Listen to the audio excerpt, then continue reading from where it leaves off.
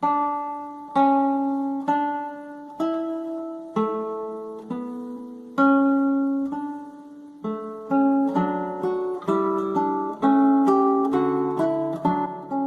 I'm looking at nail care, and obviously for guitarists it's going to be mainly either classical guitarists, certainly finger pickers, people who do use their nails will always be challenged with this problem: is how do you better look after your nails? There are various ways to keep your nails in shape, and the importance of which is that the nail itself, when you play, if you're playing on a steel string guitar, there's going to be more friction against your nail than there will be, say, through clear nylon classical strings. So nail care is really important, because the smoother you can keep your nails, even during a performance, then obviously the less wear and tear you're going to get on that nail during the performance. And there have been occasions where I've been playing and my nails have actually been just wearing out throughout the performance. It obviously depends on the style of music you're playing and how hard you play and many other factors. So I thought what I'd do is tell you some of the tricks and the things that I've used over the years to help keep my nails in shape, and also probably this is of use to some of those players who've never solved the problem with their nails and they end up going to other things, such as some players give up using fingers altogether and go to using a plectrum. Some people use devices to put onto the end of their fingers, and some people file their nails off altogether and use the flesh of their fingers, which is equally valid. It'll just give you a softer, or certainly a different sound.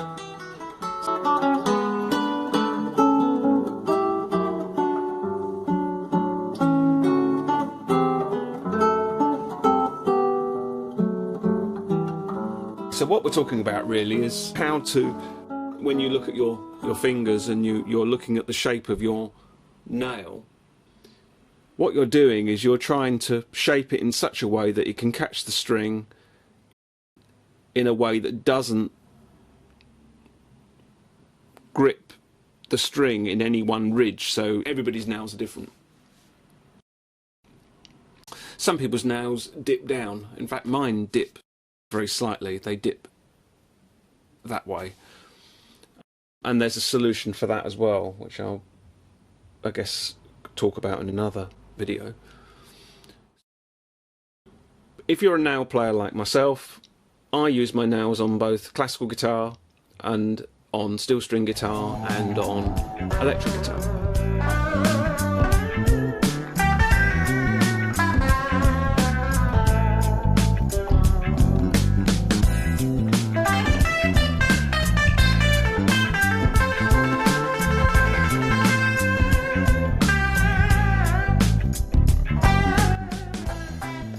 My first port of call, when I'm just before a performance, I very regularly use this kind of paper. I've got many different ones. Now, if you think these all look well used, then you're right, because what I want in paper is sometimes I want to use them.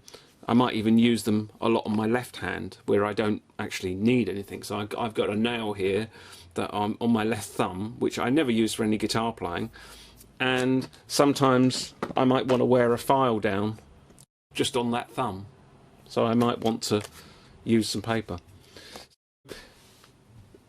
What I've laid out here are all the different types of nail files and solutions that you can lay your hands on very easily. These are not all of the solutions, these are just some of the most regular ones.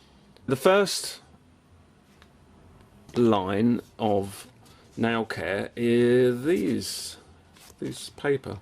Now, you pick these up in car shops and all sorts of different building, type places do them. I tend to find them in car places, but lots of people in lots of different professions use this, so it's called wet and dry paper, or waterproof paper as they sometimes call it. And you can see on here, there's one here that says This one says P1200. This one is P800. This one is P600. 600 is coarse,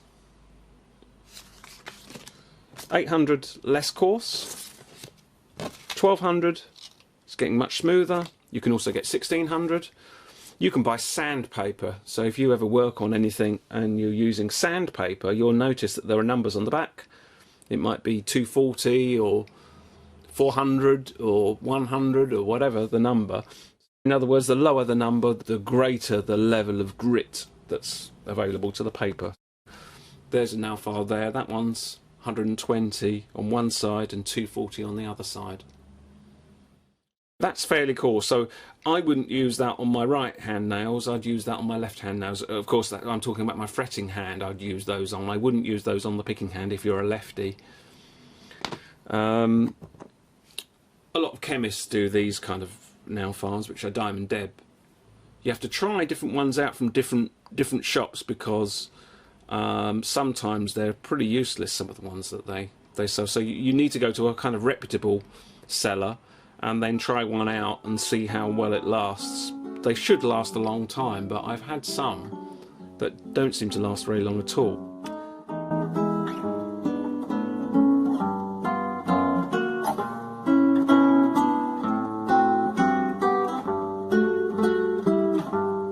You find in nail salons that ladies swear by like buffing type files. These really are not very cost effective. You're better off using wet and dry paper. However, when you're at a gig and you want a quick fix, the fact that these are colour coded with different levels of smoothness, it's very easy to pick out the right one. So as a quick fix, then it's definitely worth, you know, having a few of these in your kit. The same goes for these ones. Sometimes you get these pads that have got different sides and they're numbered. Some of this one's numbered 6 and 5, which are very fine. And then you've got 3 and 4, which are coarse, and then you'll have 2 sides of 1 and 2, which will be much rougher. Again, they don't last very long. It's just flimsy paper. It's a thin strip of paper. In terms of cost effectiveness, wet and dry paper will last you a lot longer because you're getting more surface to work from. Much better. If I was shaping a nail, I might start, if I've got a lot of work and a lot of length to take off, I'd start with the diamond, and then I'd move to, let's say, 600, and I'd get rid of some of the edges that are around the nail. I'd move to 800, and then start to get it really nice and smooth, and then finish it off with the final polish of the 1200. You can go one step further, and next time you're at the beach, you can pick a smooth pebble, because they can sometimes provide you with a bit of buffing type material, and of course it will never wear out. Just be warned that most beaches it's actually illegal to take any pebbles from there. You know, when you're out and about and you're walking in your local park or something, you might see a stone, and it might be smooth enough for you to be able to use. So that helps to buff the nail instead of having to use these kind of materials.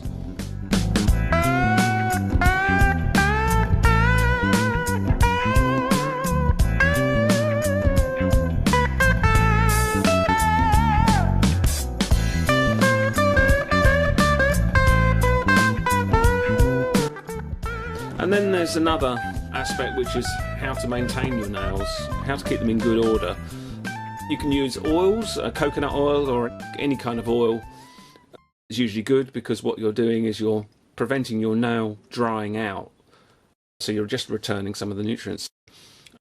A cheap and quick way to do it is to use hand lotion. I found that quite an effective way, especially when you're travelling. It's a very easy thing to apply to your nail, and you just need enough just to put on the nail surface.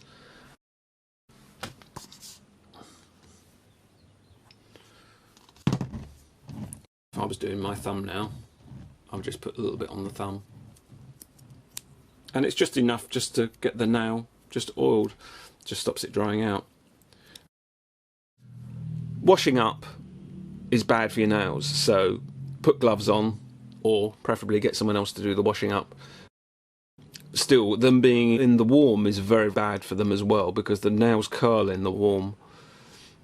If you've got gloves on and you're doing the washing up, yes, that's fine in some ways, but the heat itself is not good for the nail.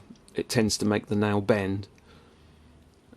There's a little trick for making the nails bend back into place, and you have to use heat and a spoon. That's probably something for another time. So anyway, there's a little bit on nail care. Hopefully that helps you.